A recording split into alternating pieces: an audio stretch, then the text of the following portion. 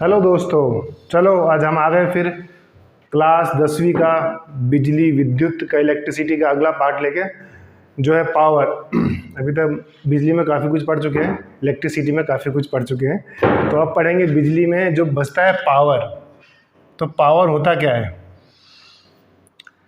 Formula बाद में देखेंगे, पहले पावर होता क्या है। पावर की अगर बात करो, सिंपली बात करो, पावर क्या होता है, तो अपन कई बार बात करते हैं पावर, ये ताकतवर आदमी है, ये पावर है।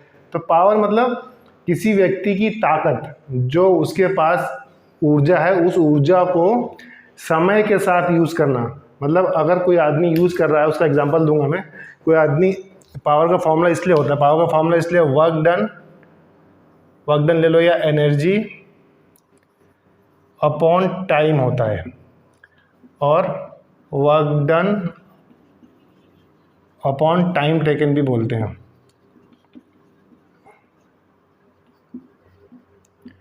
इसका मतलब है आदमी के पास जो ताकत है, उस ताकत को वो टाइम के किस फ्रेम पे यूज़ कर रहा है। अगर 1 सेकंड में धीरे धीरे काम कर रहा है तो उसकी ताकत कम है, 1 सेकंड में वही काम बहुत तेज कर रहा है तो वो उसका पावर ज़्यादा है। तो उसी तरह से पहले इंसान की पावर की बात अपन करते हैं, उसका एग्जाम्पल मैं लेता हूँ। देखो, ये एक अपन ने इंस्ट्रूमेंट बनाया है, ठीक है ना, बनाया है मेरे पास, ठीक है ना। इसमें देखो, अब इसमें ठोकना है पावर। अगर मैं इसको धीरे धीरे ठोकूँ, 1 सेकंड में धीरे धीरे लाऊँ, तो ये नहीं काम, ये पावर कम है। अभी इसी को 1 सेकंड में फट मारो तो ये घुस गया, मतलब पावर ज़्यादा। मतलब पावर क्या होगा, कम समय में जितना ज़्यादा स्ट्रोक आप दे सकते हो उसको अपन पावर बोलते हैं। ये होगी बात, अपनी नॉर्मल बात की कर रहे हैं, मतलब नॉर्मल आदमी पावर का एग्जाम्पल दिया।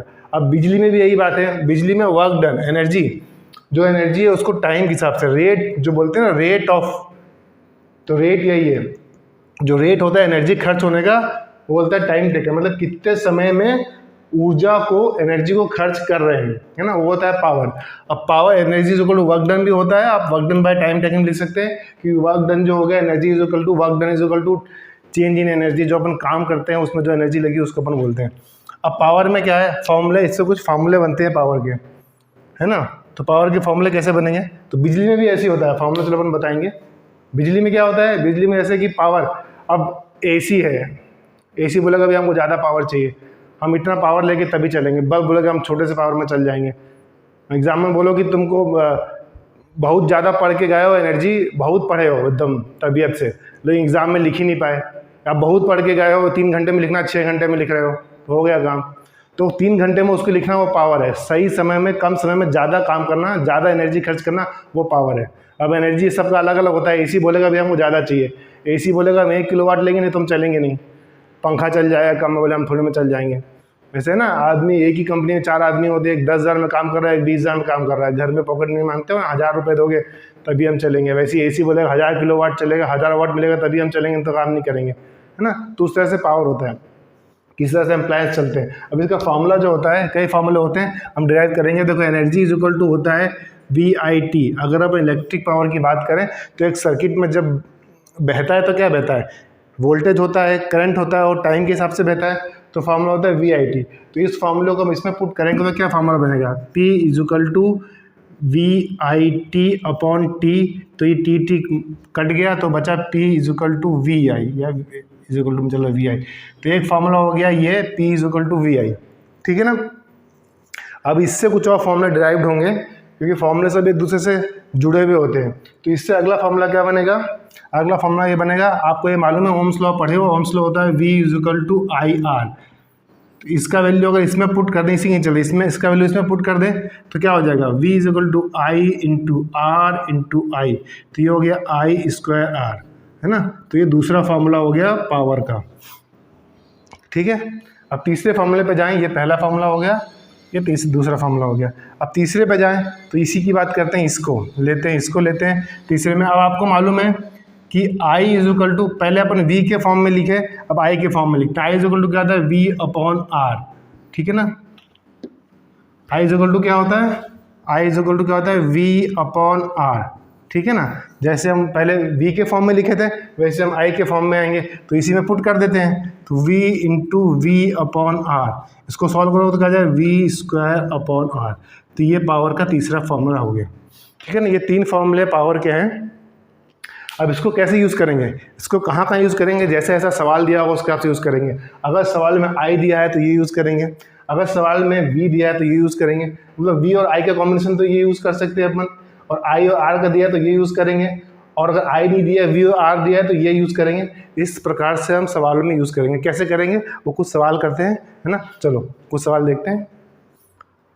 चलो ये सवाल लेते हैं, सिंपल सवाल है। An electric bulb is rated 220 volt. पहला वही अपना तरीका जो अपन लेते हैं, पहले इसमें क्या क्या अपन को रॉ मटेरियल चाहिए वो निकाल लेते हैं, और क्या चाहिए, क्या मांग रहा है ये, वो उसको देते हैं। तो पहला मांग रहा है इलेक्ट्रिक बल्ब, एक बल्ब है जिसका वोल्ट है 220 वोल्ट और पावर है 100 वाट, ठीक है ना। और अगर उसको ये 220 निकाल के 110 पे लगा दें तो कितना पावर वो लेगा, है ना। तो गिवन के हिसाब से अपन कहें तो पहला गिवन क्या दिया हुआ है, पहले तो सवाल में जो दिया है पहला ये दिया है, तो ये क्या है, ये वोल्ट है, तो V इक्वल टू 220, ठीक है ना। और ये क्या दिया हुआ है, ये पावर दिया हुआ है, तो P इक्वल टू पावर दिया है, कैसे मालूम चलेगा, ये पावर का जो ऐसा यूनिट होता है वो वाट होता है, क्या होता है, वॉट होता है, WATT वॉट, ठीक है ना। और इसका मालूम है, इसका वोल्ट होता है, वोल्टेज का पहले पढ़ चुके हैं, ठीक है ना। ये कहानी। अब मांग क्या रहा है इस पे, है ना, तो पावर निकालना है जब उसका ये बदल दे, तो उसका बदलने के लिए अपन का पावर का फॉर्मूला क्या होता है, P इक्वल टू, अपने पास R है तो V अपन क्या करेंगे, V²/R वाली फॉर्मूला यूज़ करेंगे। तो अपन को अगर पूछता है ये पावर जब बदल दे, पहले इतने में कितना है, इतने में इतना पावर है तो कितना करंट फ्लो हो रहा है ये पता करेंगे, है ना। तो उसके लिए अपन क्या चाहिए, R चाहिए, अपन कितना पावर लगा, तो ये वाला फॉर्मूला अपन लगाएंगे V/R। तो पहले यहाँ से अपन R निकाल लेंगे, उसके बाद इसका जो वोल्ट है वो चेंज कर देंगे, है ना। तो फिर निकालो कितना दिया हुआ है, P कितना दिया है, P कितना दिया है, 100 equal to 220 into 220 divided by R, ठीक है ना।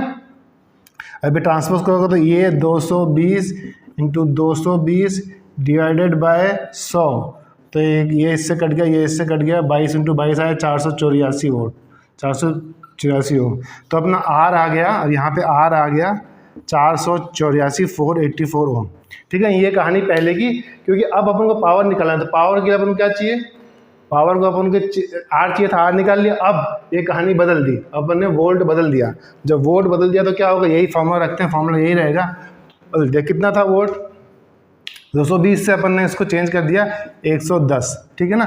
तो और ये जो है ये सेम रहेगा, है ना, रेजिस्टेंस सेम रहेगा क्योंकि सर्किट वही है। तो 110 का स्क्वायर डिवाइडेड बाय 484 484, ठीक है ना। इसको जब सॉल्व करोगे 110 इंटू 110 डिवाइड बाय 484, जब पूरा सॉल्व होगा तो ये 25 वॉट आएगा, ठीक है ना, डिवाइड इंटू कर लेना, है ना। तो इस तरह से इसका पावर निकल गया। तो जब 110 वोल्ट पे अपन करेंगे, वोल्ट पे करेंगे तो 25 वोल्ट का पावर वो कंज्यूम करेगा, ठीक है। इस तरह के सवाल। अब इसमें चेंज क्या होगा, मान लो अगर फॉर्मूले में आई दिया हुआ है तो अपन P equal to I² R वाला फॉर्मूला लगाएंगे, मैं और करके दिखाता हूँ अभी, ठीक है ना। चलिए देखते हैं, अगला सवाल लेते हैं एक और। चलो एक सवाल और इसमें लेते हैं। अगला सवाल है करंट। इसमें इसके पहले बता दूं, अभी तक हम पावर की बात कर रहे थे, इसमें एनर्जी निकालना है। तो एनर्जी का फॉर्मूला जो होता है, एनर्जी का फॉर्मूला होता है E equal to power into time, है ना। तो इसके हिसाब से अपन सॉल्व करेंगे इसको, है ना। ये फॉर्मूला लगाएगा, E इक्वल टू, अगर एनर्जी निकालना हो तो E equal to power into time होता है। अब सवाल क्या बोल रहा है, वही कहानी है, करंट ऑफ 4 एम्पियर, मतलब 4 एम्पियर का करंट दिया है। तो गिवन अगर लिखेंगे अपन, तो गिवन निकालेंगे तो क्या दिया है, I इक्वल टू 4 एम्पियर, ठीक है ना।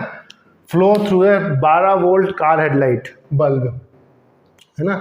12 वोल्ट मतलब वोल्ट दिया है 12, है ना। कहानी जो है वो रहने दो, कहाँ 12 वोल्ट है जो कार की बत्ती से निकल रहा है, कितनी देर के लिए, T इक्वल टू 10 मिनट के लिए, ठीक है ना। 10 मिनट है तो उसको आवर में चेंज करेंगे तो 10/60 करेंगे, ये अपना हो जाएगा 1/6 आवर्स, ठीक है ना, यही यूज़ करेंगे।